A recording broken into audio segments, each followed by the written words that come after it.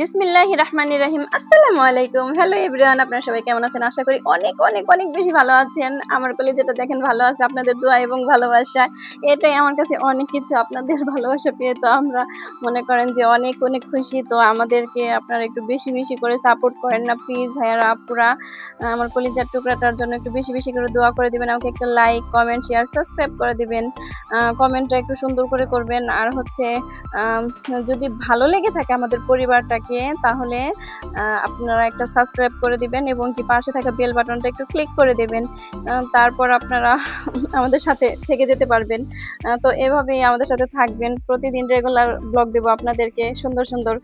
তো আমার কলিজাটাকে দেখতে পারবেন, যার যার ভালো লাগবে শেষে থাকবেন। আর দেখবেন যাদের ভালো লাগে না তারা থাকতে থাকতে আপনাদের এমনিতেই ভালো লেগে যাবে। তো এই তো আমি ডিমের তরকারিটা রান্না করেছি, এটা রান্না করা দেখাইনি। তো আপুরা অনেক অনেক আপুরা বলছে যে টাকার কথা, মানে টাকাটা জমানোর কথা বলছে। তো টাকাটা জমানো আসলে এটা আমি মনে করি খুবই জরুরি একটা কাজ। এটা প্রত্যেকটা মানুষের জন্য। কখন কার আপদ বিপদ বা কি হয়ে যায় বলা যায় না। কিছু টাকা যদি থেকে যায় তাহলে তো সেটা বিপদের সময় কাজে লাগে। খুবই একটা ভালো একটা কথা। তো আমার খুবই ভালো লাগে আপুরা অনেক বুঝিয়ে দেয়। আর সংসার চালানোর বিষয়টা আপুরা কি সুন্দর করে বুঝিয়ে দেয়, আমার খুবই ভালো লাগে। তো আজকে আমি বানাবো পেঁয়াজু। আপনার ভাইয়া না আমাকে এটা, আপনার ভাইয়া যখন আসছিল আর কি, অনেক বছর আগে আসছিল, তখন আর কি পেঁয়াজুটা আমাকে বানানো শিখাই দিয়ে গেছে।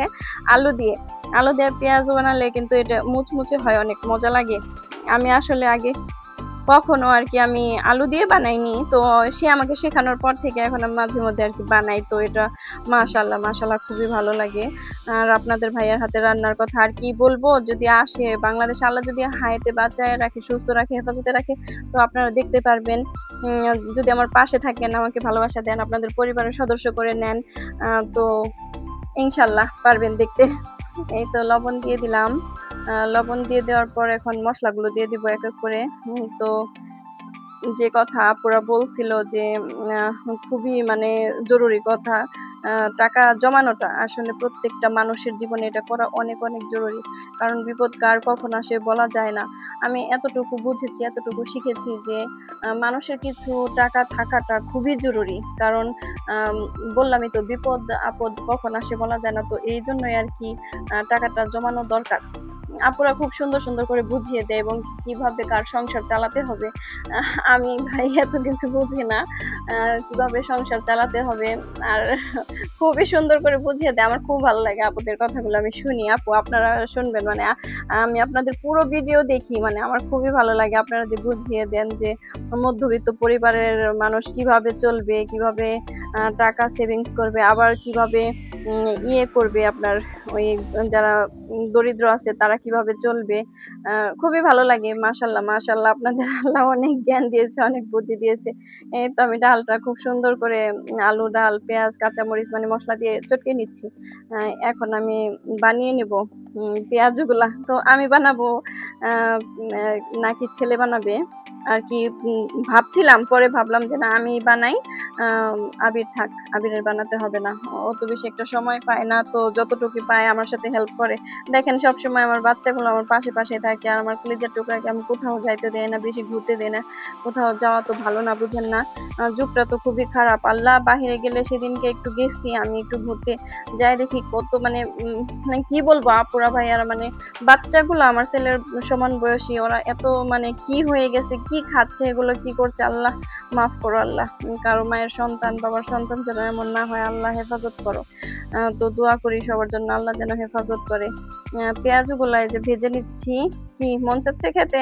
দাওয়াত দিলাম, চলে আসবেন খাওয়ার জন্য। আমি এখন উল্টে নিব পেঁয়াজগুলা। তো আপনাদের ভালোবাসায় এই পর্যন্ত আসছি।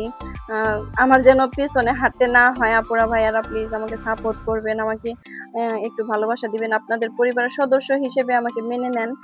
দেখবেন যে সবাই একসাথে মিলেমিশে থাকলে আমরা আমরা সবাই সবার কাঁধে কাঁধ রেখে চললে ইনশাল্লাহ এগিয়ে যেতে পারবো।